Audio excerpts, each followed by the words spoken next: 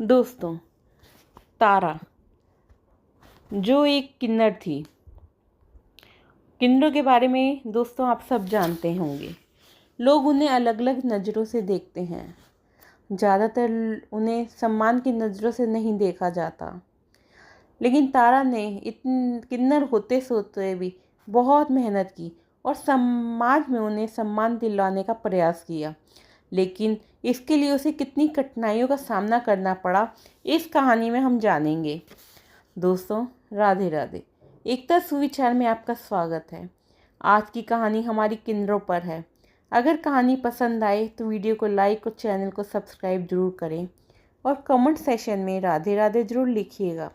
चलिए शुरुआत करते हैं आज की हमारी कहानी से। एक पहचान। तारा का जन्म एक अच्छे परिवार में हुआ था। जन्म के समय डॉक्टर ने परिवार को बताया कि वह बच्चा ना तो पूरी तरह लड़का है, ना ही लड़की। माँ की ममता ने तो तारा को तुरंत अपना लिया, लेकिन पिता और बाकी समाज के लिए यह एक कलंक जैसा था। ऐसे बच्चों के साथ कौन सा भविष्य होता है? पिता ने डॉक्टर की बातों को अनसुना करते हुए झुंझला कर कहा। तारा की माँ सरला ने अपने आंचल में उसे छुपा लेना चाहती थी। उसने तारा को खूब प्यार किया, लेकिन पिता का रवैया धीरे धीरे कठोर होता जा रहा था। आस पड़ोस के ताने, रिश्तेदारों की घूरती नज़रें उन्हें खूब चुभ रही थी, लेकिन घर के हालात देखते हुए उन्होंने उसे परिवार पर एक बोझ समझा। एक दिन जब तारा 5 साल की थी, पिता ने सरला से कहा, इसको हम किसी किन्नर टोली को दे देंगे, वरना समाज में हमारा मुंह दिखाना मुश्किल हो जाएगा। सरला ने बहुत विरोध किया, बहुत रोई, बहुत गिड़गिड़ाई, लेकिन उसका पति उस नहीं माना। एक रात जब तारा सो रही थी, पिता ने उसे उठाया और शहर के एक पुराने मोहल्ले में स्थित एक किन्नर गुरु माँ चंपा के हवाले कर दिया। तारा की माँ एक कोने में छिपकर बस रोती जा रही थी और तारा की आवाज़ें उसको सुनाई दे रही थी। माँ माँ, मुझे ले चलो, माँ मुझे नहीं जाना, मुझे आपके पास ही रहना है। गुरु माँ चंपा ने तारा को अपनी गोद में ले लिया, माथे पर चूमा और कहा, अब तू मेरी बेटी है।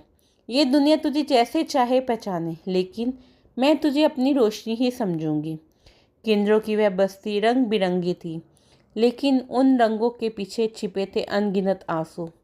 वहाँ तारा को कई बहनें मिली जो किसी ने समाज से ठुकराई थी, किसी को अपनों ने छोड़ा था। तारा धीरे धीरे इस नई दुनिया को समझने लगी थी। किन्नरों का जीवन आसान नहीं होता। रोज़ सुबह वे ट्रेन या चौराहों पर निकल जाते हैं, कुछ तालियां बजाकर मांगते हैं, कुछ वैसे ही बधाई के गीत गाकर मांगते हैं। अगर किसी का बच्चा हो गया, शादी हो गई, तो वे वहाँ जाके डांस करके उनसे मांगते हैं। और कई बार उनको मजाक भी उड़ाया जाता है, और तो कई बार उन्हें गालियाँ भी सुननी पड़ती हैं। तारा को ये सब असहज लगता था। वह पढ़ना चाहती थी, कुछ अलग करना चाहती थी। जब सब लड़कियां अपने मेकअप और डांस में खोई होती, तारा पुरानी किताबें पढ़ा करती थी। एक बार गुरु माँ ने देखा और कहा, किताबें पढ़ेगी तो रोटी कैसे कमाएगी बेटा? तारा ने जवाब दिया, माँ मैं रोटी भी कमाऊंगी और इज्जत भी। गुरु माँ चंपा को तारा के इरादे सच्चे लगे और पक्के लगे। उन्होंने काफ़ी मुश्किलों के बाद एक सरकारी स्कूल में उसका दाखिला करवाया। स्कूल में तारा को किन्नर होने की वजह से हर रोज़ अपमान सहना पड़ता था। बच्चे उसे चिढ़ाते, टीचर उसे पीछे बिठाते, लेकिन वह सब कुछ सहती थी। एक टीचर रीना मैम ने उसका साथ दिया। उन्होंने कहा, तुझ में कुछ खास है तारा, तुम दूसरों से अलग हो लेकिन कमज़ोर नहीं। तुम मेहनती हो, लेकिन कमज़ोर में तुम्हारे में कुछ भी नहीं है। रीना मैम की मदद से तारा पढ़ाई में अव्वल रहने लगी। हाई स्कूल में भी उसने टॉप किया और फिर कॉलेज में दाखिला लिया। वह किसी किन्नर के लिए बड़ी बात थी। कॉलेज में तारा की मुलाकात अंशुल से हुई।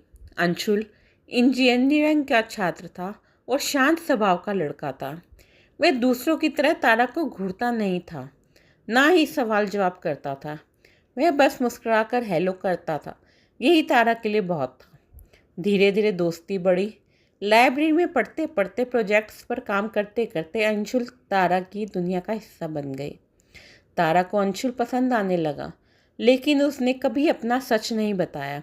उसे डर था कि अगर उसने बताया कि वह किन्नर है तो अंशुल हमेशा के लिए दूर हो जाएगा। एक दिन अंशुल उसके घर आया।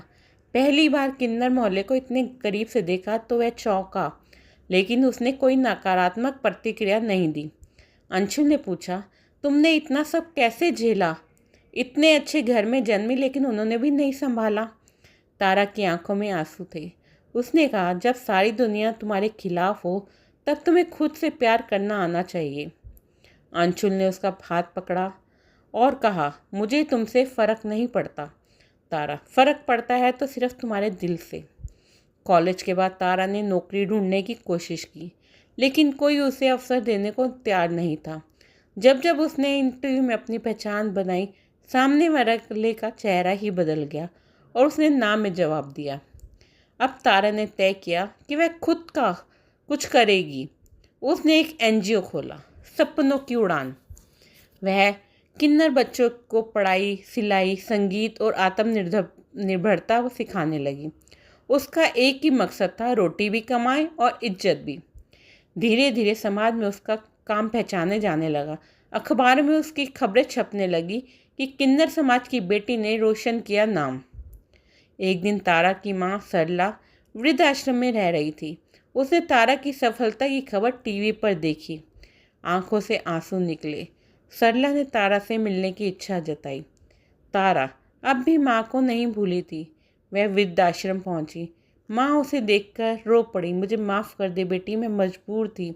तुम्हारे पिता ने मेरा कहा नहीं माना था। तारा ने उन्हें गले लगाते हुए कहा, माँ तू मजबूर नहीं, माँ थी और माँ कभी गलत नहीं होती।